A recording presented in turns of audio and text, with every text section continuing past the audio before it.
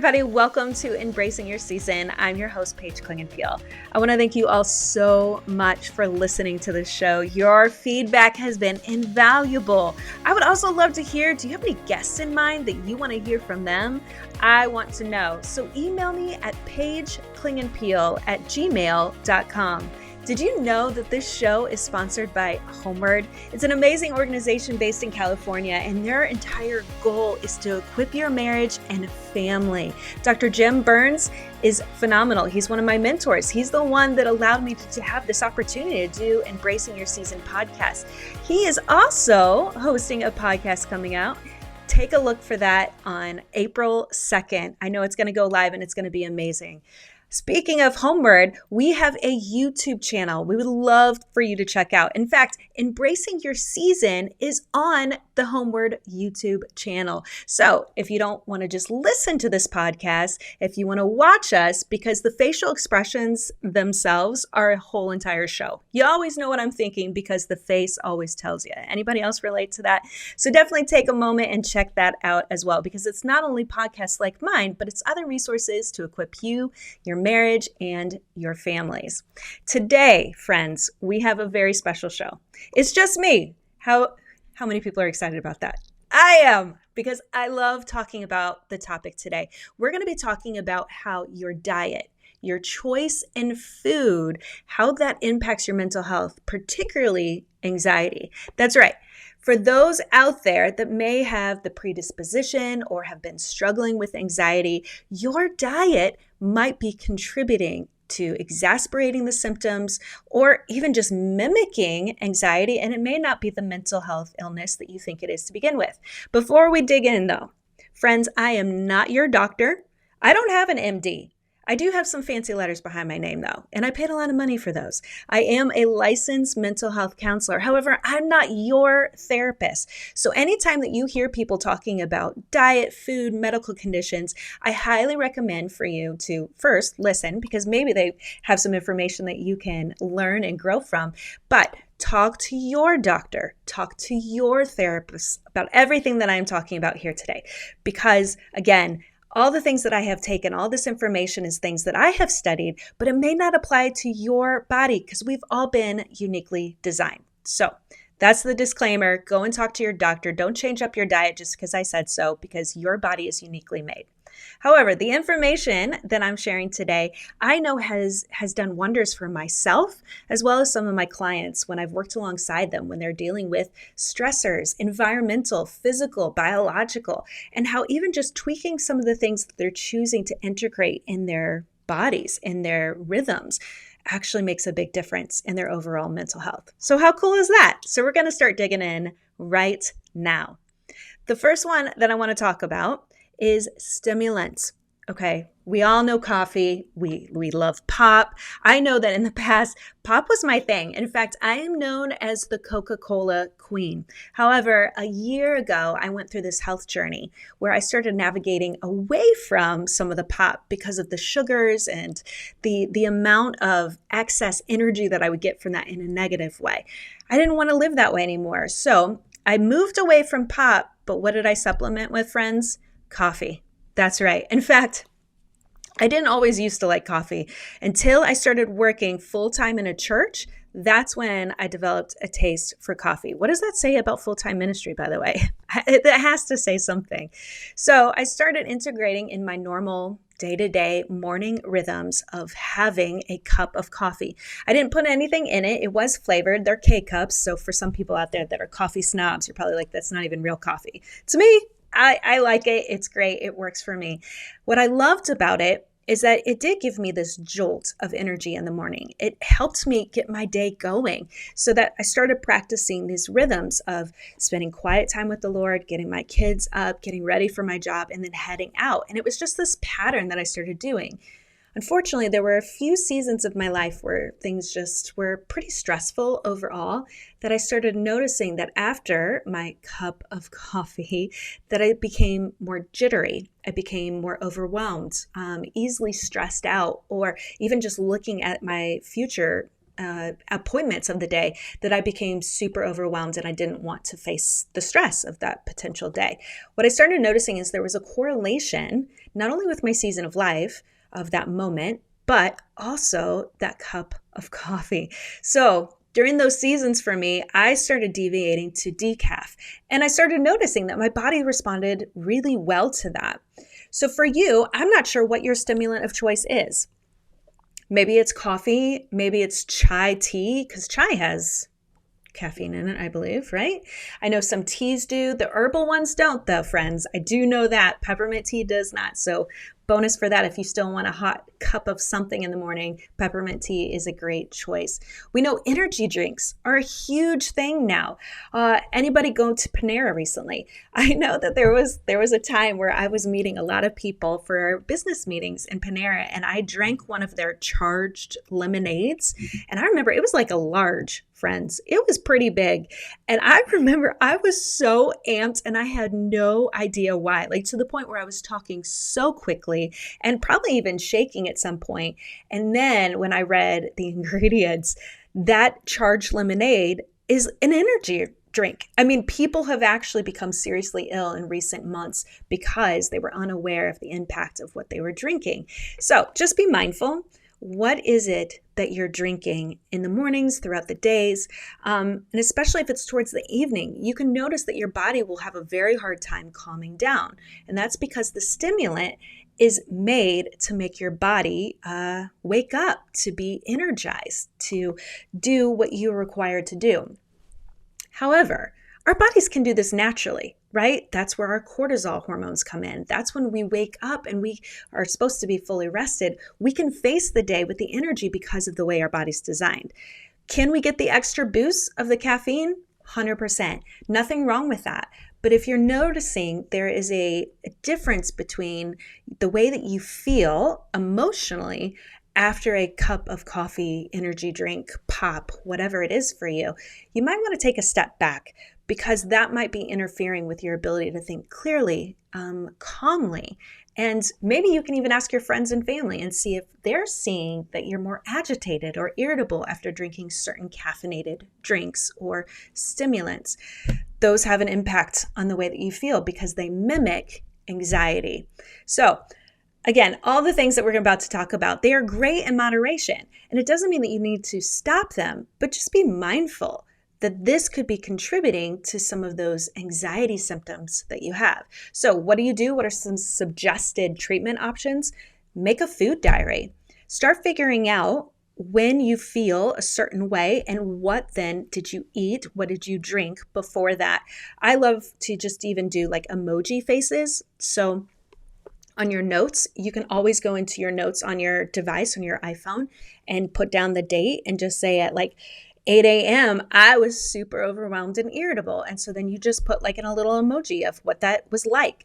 So that way it's just easy and quick. And then you can go back and just study. Now I'm seeing there's a correlation between drinking this coffee, drinking this energy drink, and not feeling like I am well and calm and within a normal thinking rhythm during the day. So stimulants, they're great when you want to wake up, but maybe they're exacerbating your anxiety. So something to think about.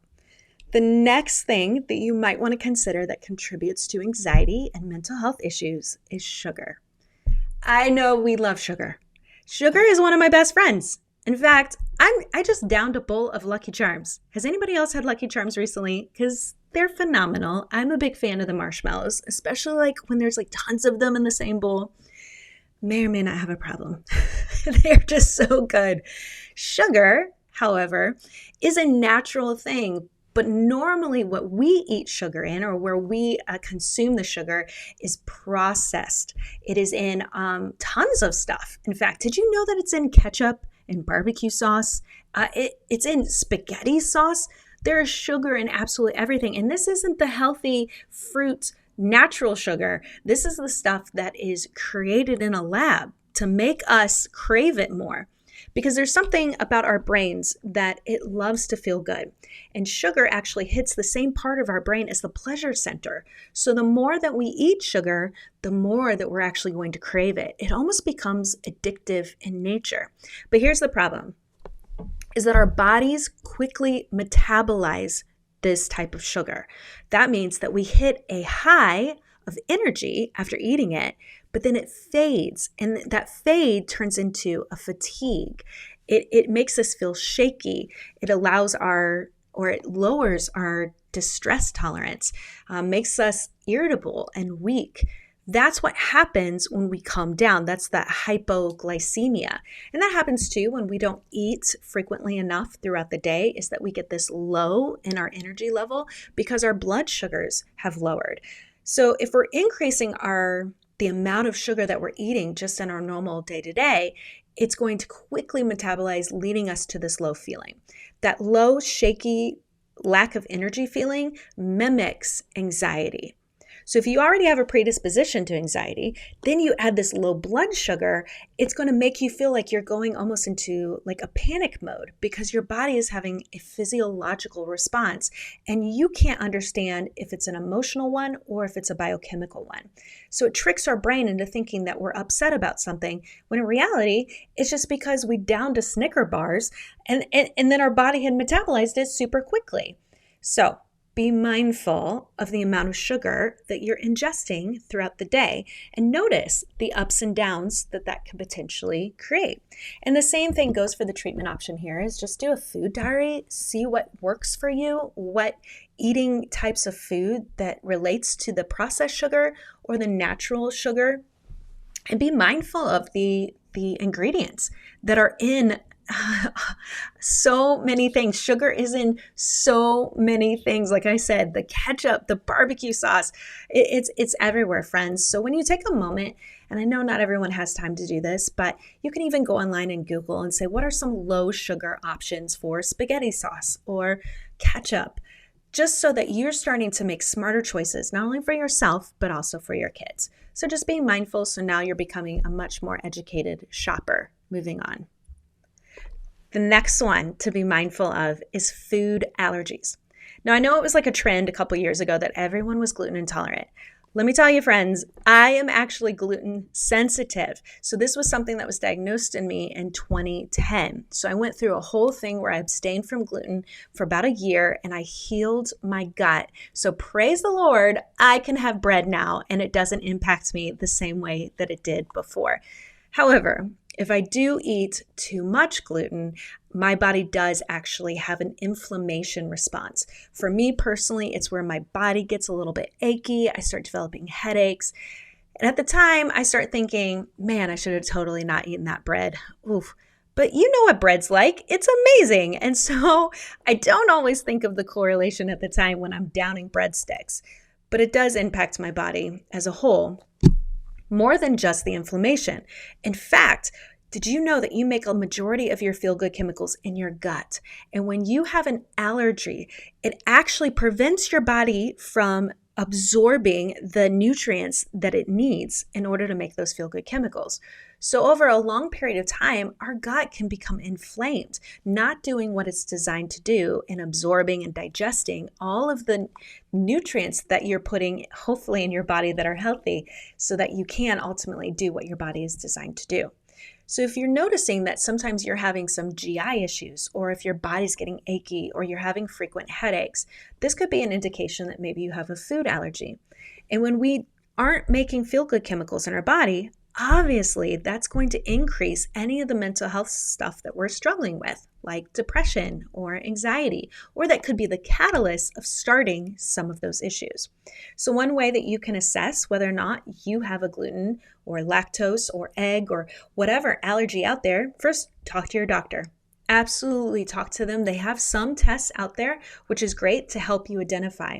Another one is avoiding certain foods. So the elimination of that food choice for a long period of time. And I'm not just talking for a day, because that doesn't work, friends. No, your body actually has to heal. And so they're saying like upwards of a month. Again, mine was about a year long that I avoided bread, and it was hard, and we had a grieving session, and we got through it, and we're best friends now. Well, kind of, we still fight a little bit, don't we? But eliminating it for a minute so that you can come back and hopefully either determine, there's an allergy here, or your gut can heal so that potentially you can start eating some of that food in moderation again. So check out those food allergies, see maybe if that's also contributing to some of the struggles that you're having with mental health or just body. Another one is water. Water is a natural purifier.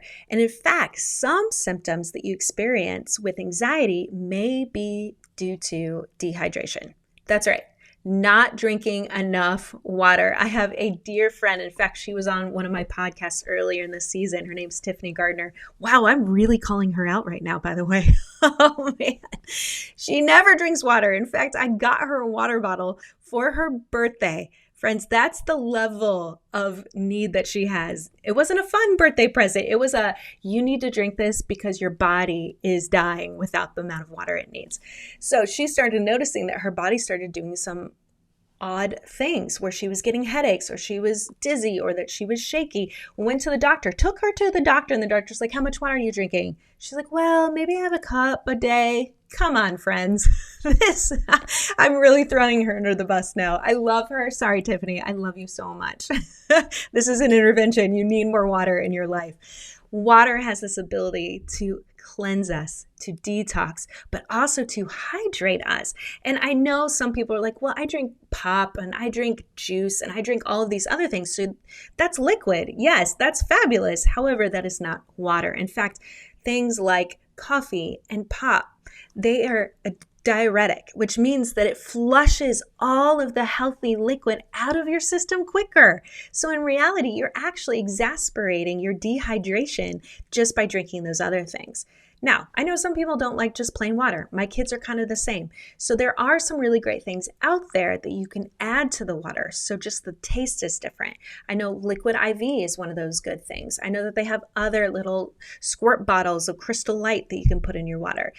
The truth is, or the fact is, y'all need water. And if you don't get enough of it in your system, it'll actually exacerbate your mental health issues like anxiety. So grab yourself a Yeti, a Stanley. I don't know what team you're on. Grab something, the cheap Walmart brand one. Bring it with you because you're much more capable of drinking more water when it's present with you. So be mindful of that. That's a great recommendation for your kids as well. Another one, how is your diet and your choices in fruits and vegetables and meats, healthy fats? Across the board, what does your vitamins and minerals look like? We oftentimes in my house are very, very busy. So our normal go-to, or it could be if I wasn't more mindful of this, would just be fast food.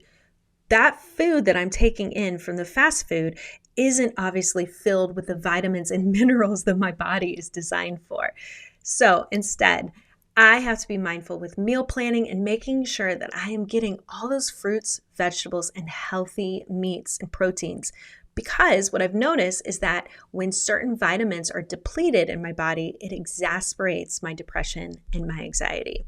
You can't always tell it's because you're not eating enough red meat or if you're not eating enough broccoli.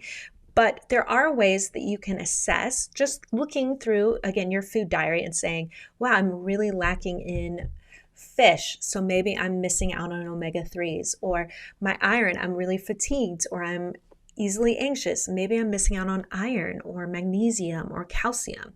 There's things that are missing in our diets when we're just eating junk, frankly, all the time. Or if you're like a 2-year-old and you only eat mac and cheese and chicken nuggets all the time, right? You're not getting the nutrients that your body is designed to have.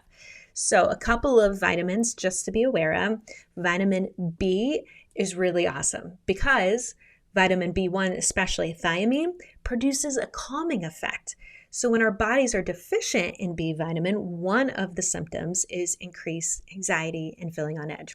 Another good one that we usually hear about, especially during the wintertime, is vitamin C. This is good at not only helping the immune system, but when we are super stressed out, that affects our adrenal glands.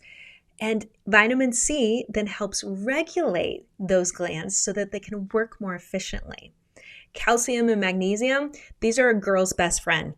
These are found in certain foods that we can just eat regularly, whether it's broccoli or it's spinach or some of the other green stuff that you may not be interested in. But good news, friends, That's why there's vitamins and supplements that you can take across the board. I know for me personally, I have to drink my vitamins because the big pills, anybody else terrified of those horse pills? I don't do well swallowing big horse pills. So I use a vitamin drink that I use that as my supplement. And that tackles all of those vitamins and minerals that my body needs. So start thinking through, what am I experiencing in my body? And maybe that is correlated with not eating a rounded diet that has all those vitamins and minerals that your body needs. The treatment option, of course, is supplement with vitamins. There's tons of different options out there. Again, talk to your doctor.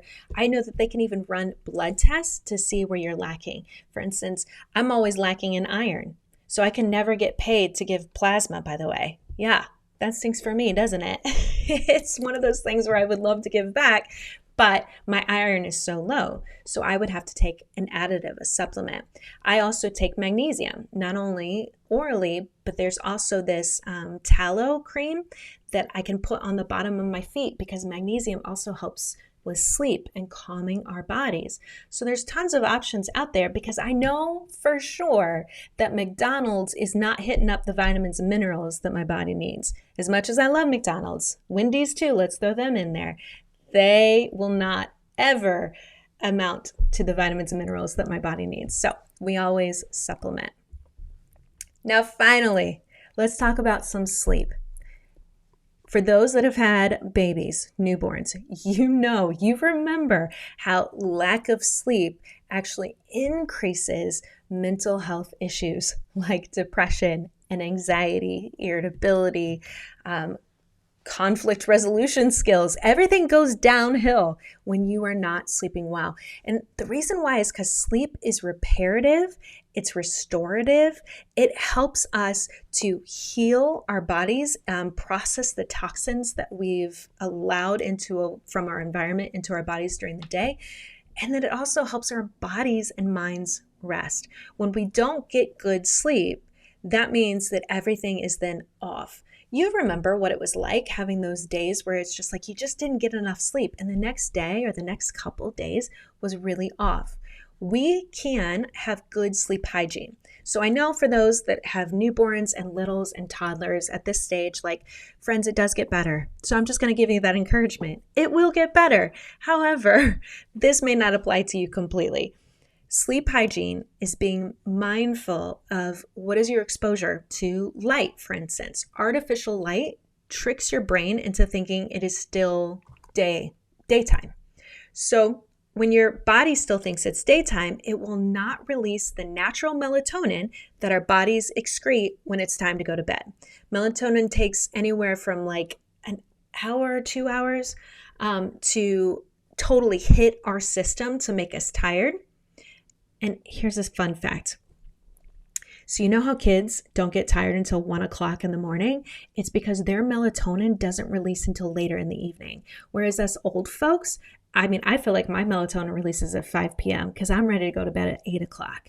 So that's, again, another reason why teens stay up later is because that melatonin isn't actually released until later. And ours as adults, as we get past the age of 25, the melatonin is actually released earlier in the evening, which helps us go to sleep at an earlier time. So, fun fact for all those out there. However, if we want to release our melatonin earlier, or for our kids, for instance, we got to shut off the devices. We have to turn off the TVs. We got to turn down the lights. I know that there's red lights that also help the body. So if you need some type of light in your room, they can do those LED red lights. That will be helpful so that you can still see, but it's not going to elicit like that blue light, which convinces your brain it's daylight out. I think I said light 150 times in that statement. Sorry, friends. So that's one good thing about sleep hygiene. Another thing, we talked about stimulants earlier. They say that don't have a cup of coffee or anything that is highly caffeinated after 2 p.m. So I don't know if you hit that lull around 3 o'clock and you want that kickstart to help you finish out the day. Instead of using a caffeinated drink, use something like a complex carbohydrate or a protein or something else that helps kick your body into an energy burning state, but not the caffeine or the stimulant state, which we know can not only affect sleep, but it can also exacerbate some of those anxiety symptoms that you might be experiencing. So those are a few things that you can do to help yourself with good sleep hygiene. We all know that sleep is super important. So this is something that we want to be really intentional about making sure that we are making it happen, both for us and for our kids, because their brains are growing. Our brains are healing. Every day it encounters stressors, it needs to detox, and it just needs to rest. So for us, sleep is also going to be a very important part of dealing with just life. Well, friends, I hope this was informative to you. Again, if anything stood out to you where you're wondering, maybe this is what I'm struggling with, maybe this is what I need to interject into my day-to-day so it can help me with mental health things, talk to your doctor. See what you guys can come up with a plan together to help you navigate, whether it's mental health issues or just changing your diet so you can be more calm and peaceful in your own home. And everyone's going to benefit from that as well, aren't they? So I hope that you appreciated all of this information. I know that I love sharing it with my clients because it really is a holistic picture of finding health, both spiritually, emotionally, and physically. And when we have all those pieces together, we get to live this life and live it well.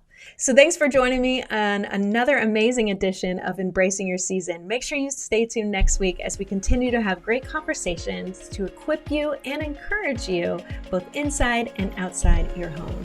And make sure you check out the new podcast called HomeWord with Jem Burns. You can listen to it on all major podcast platforms. Take care, guys.